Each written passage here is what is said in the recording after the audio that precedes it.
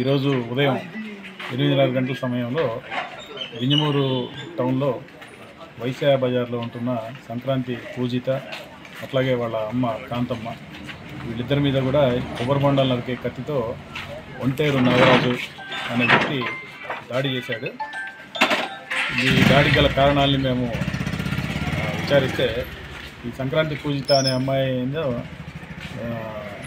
ఈ నాగరాజు అనే వ్యక్తి గత 4 సంవత్సరాలుగా ప్రేమిస్తున్నట్టుగా, అయితే నాగరాజు అనే వ్యక్తి ఎటువంటి ఉద్యోగం లేకుండా ఉండటం వల్ల పూజిత కానీ వాళ్ళ కుటుంబ సభ్యులు కానీ అబ్బాయితో మ్యారేజ్ చేయడానికి ఇష్టపడటం లేదని దీన్ని మనసులో పెట్టుకొని ఈరోజు ఎట్టి పరిస్థితుల్లో వాళ్ళని అంతం చేయాలనే ఉద్దేశంతో కొబ్బరి బొండాలు నరికే కత్తిని ఎక్కడో బయట కొనుక్కొని వచ్చినట్టుంది.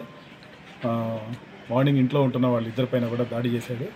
వాళ్ళకి తీవ్రమైన గాయాలైనవి, బట్ అవుట్ ఆఫ్ డేంజర్.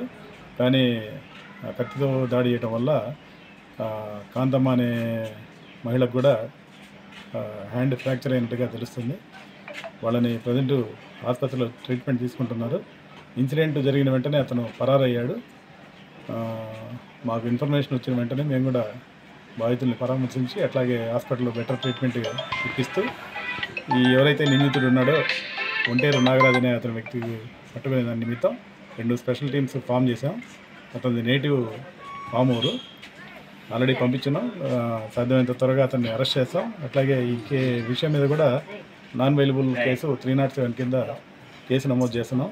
దర్యాప్తు అనంతరం ఆ వ్యక్తిని సాధ్యమైనంత త్వరగా ఈరోజే అరెస్ట్ చేయడానికి ప్రయత్నం చేస్తాం. అవసరమైతే యావజ్జీవ కారాగార శిక్ష కానీ మరణశిక్ష కానీ విధించే విధంగా చర్యలు తీసుకోవాలని కూడా ఎస్పీ గారిని కోరడం జరిగింది. నిన్న తెలిసిన వెంటనే నెల్లూరు జిల్లా ఎస్పీ గారితో మాట్లాడాము. అదేవిధంగా అతన్ని ఇమీడియట్గా అదుపులోకి తీసుకొని అరెస్టు చేసి అతన్ని బయట తిరగనీయకుండా చేయాలని కూడా కోరడం జరిగింది. అబ్స్కాండెడ్లో ఉన్నాడు. పోలీసులు కూడా అతని కదలికల మీద నిఘా పెట్టారు. అన్ని చోట్ల కూడా సెర్చ్ చేస్తున్నారు.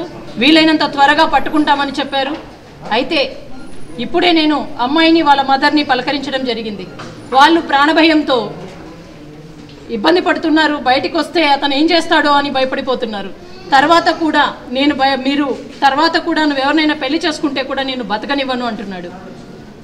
ఏంటి, ఎక్కడికి వెళ్ళిపోతుంది సమాజము, ఎక్కడికి వెళ్ళిపోతున్నారు ఇల్లు అనేది కూడా ఒకసారి ఆలోచించాలి. దానికి మళ్ళీ వాళ్ళ తల్లిదండ్రులు కూడా వత్తాసు పలకడం. ఇలాంటి మానవ మృగాలను క్షమించకూడదు.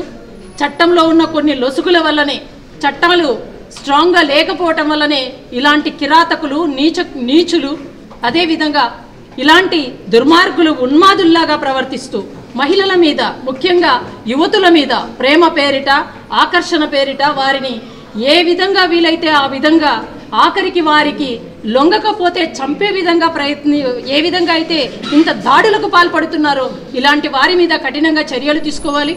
ఆ మహిళా కమిషన్ ఖచ్చితంగా ఆ బాధిత కుటుంబానికి అండగా ఉంటాం. ప్రభుత్వం అండగా ఉంటుంది.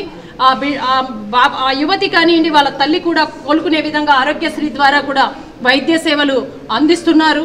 త్వరితగతిన వారు కోలుకున్న తర్వాత, డిశ్చార్జ్ అయిన తర్వాత ప్రభుత్వ వసతి గృహాలకు కూడా తరలించవలసిందిగా మరి ICDSను కూడా మేము ఆదేశించడం జరిగింది.